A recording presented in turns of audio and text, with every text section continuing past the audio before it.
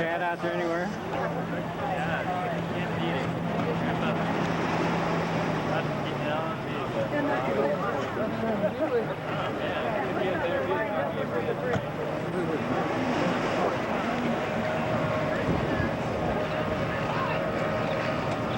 It's a pretty lousy evening tonight, that's for sure. Yeah, I say, you see Chad out there anywhere? No, this is a race about to go off here. Oh, really? Yeah.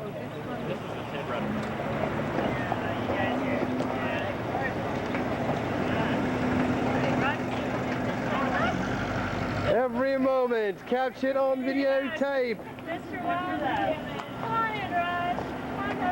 Thanks, don't mind if I do.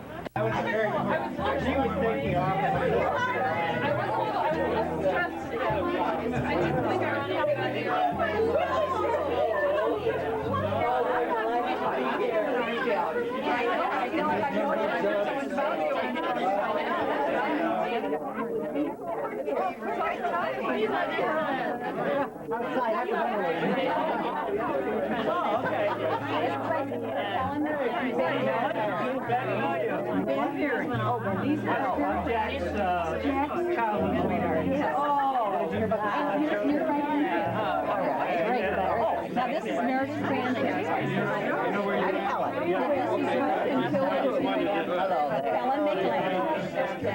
Helen Yes. My husband. I just wanted to mention that in a way this evening really had its inception 24 years ago when our family took a train trip on the California Zephyr from Chicago through the Feather River Canyon on into Oakland. And we spent a few days sightseeing in San Francisco, and at that time late one evening we were standing on the steps of a club across from the Fairmont. Is that the Pacific Union Club or something? Right. Yeah. Okay. And we learned later that at that moment, Jim fell in love with San Francisco 24 years ago. And of course now he has fallen in love with Meredith. In San Francisco. In San Francisco. Convenient. And many subsequent visits that Phyllis and I have had to San Francisco, we've fallen in love with the city also, and we too are in love with Meredith now. So,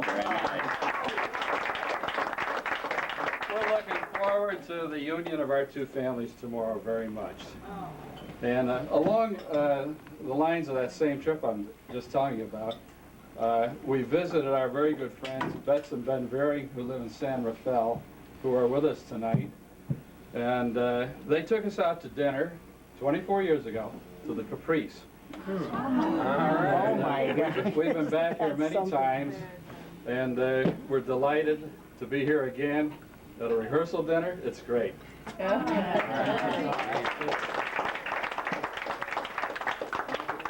before I give up my little few minutes here, I would just like to, 41 years ago when Phyllis and I were a bride and groom, I cut out a little poem that I carried in my wallet for many years, which I'd like to read tonight. And it'll only take a minute. It's very short, and if I can find some light, I'll get through with it. Candle? It's entitled Memo to a Bride and Groom by Robert Peck. When novelty begins to wane, a certain tendency to strain may now and then obscure the fun of fitting two lives into one. To save a taut rope ere it breaks, a little give is what it takes. The same prescription, I might mention, works well with any kind of tension. I carried it for many years in my wallet, and I know what Phyllis is thinking now. When did he take it out?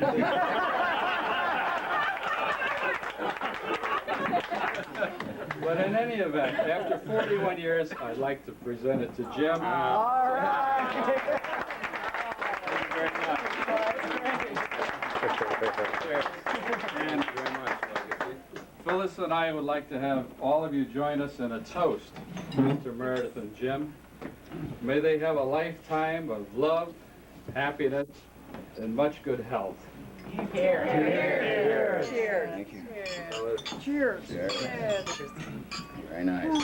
The tone with a poem. I think I'd like to say a few words about Jim. And I've been thinking about you know, what I'm thinking about Jim getting married and, you know, finally, after all these years, and I think the one emotion that I've been feeling over all this time is relief. And I think, besides Phyllis Tall, I'm probably the most relieved person in this room.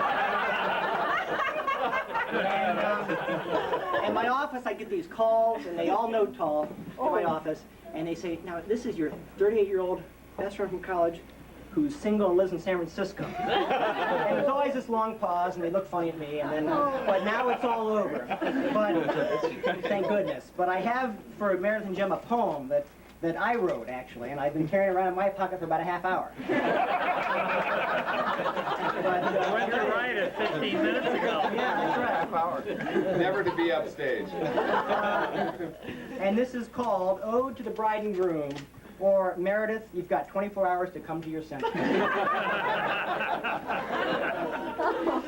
Tonight we all gather to celebrate a union we know will be first rate. We're happy for Meredith, relieved for Jim. Some of us, frankly, had given up on him. A confirmed old bachelor we felt he'd become, till Meredith happily got him under her thumb. Now Jim's so happy his head's in a whirl, something he's always wanted, a California girl. And that's the truth. They met just last year on a boat in the bay, and Jim knew she was something without any delay. Roger and Liz helped to set the blind date, and our groom bit the hook and swallowed the bait. But things are not always as smooth as they seem. I remember Jim as a pimply teen. Best friends. Yeah. He fancied himself a Denison BMOC, but between you and me, he was no BFD. Inside jokes. My mother asked him to put that in. BFD. He was a hit with the co-eds, had dates by the ream, or so it appeared in his favorite dream. So I helped him along, some nice girls he dated, but I can honestly say I'm glad that he waited. Now, Jim, you are headed for marital bliss with a wife like Meredith you simply can't miss.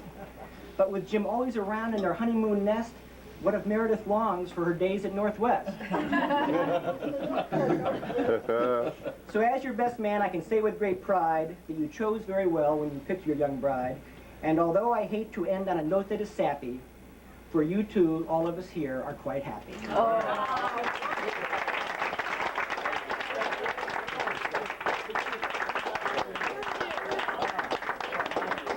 Easy. Wish you would do that. Speak into the microphone, Jim. I don't have a poem. I come completely unprepared tonight.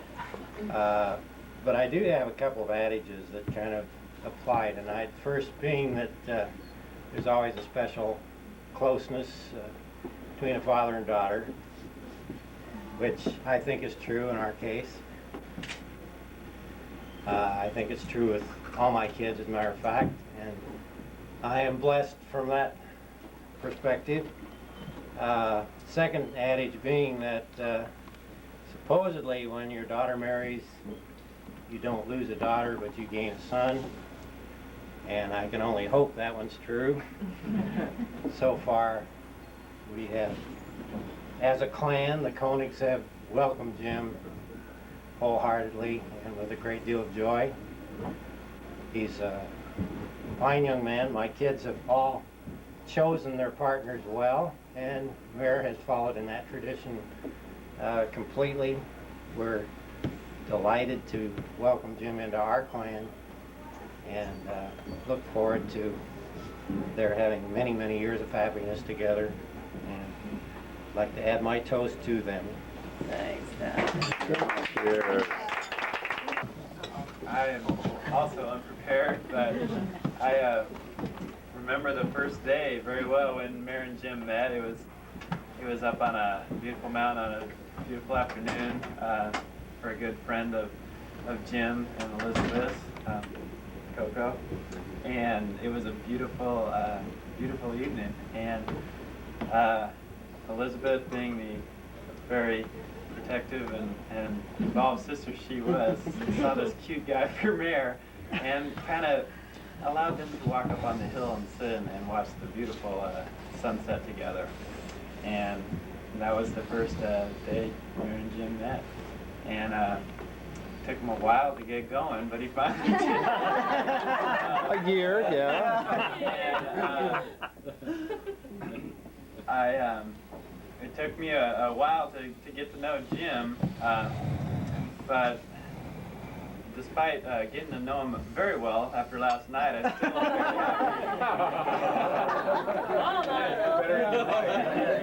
I have no idea what he's talking about myself. about him in the last 24 hours. I've never seen Mare happier, and that makes me happy. And you know, I think I love both my sisters dearly, and I agree with Dad that they couldn't have picked two better guys to have us to join our family. And here's to Mary.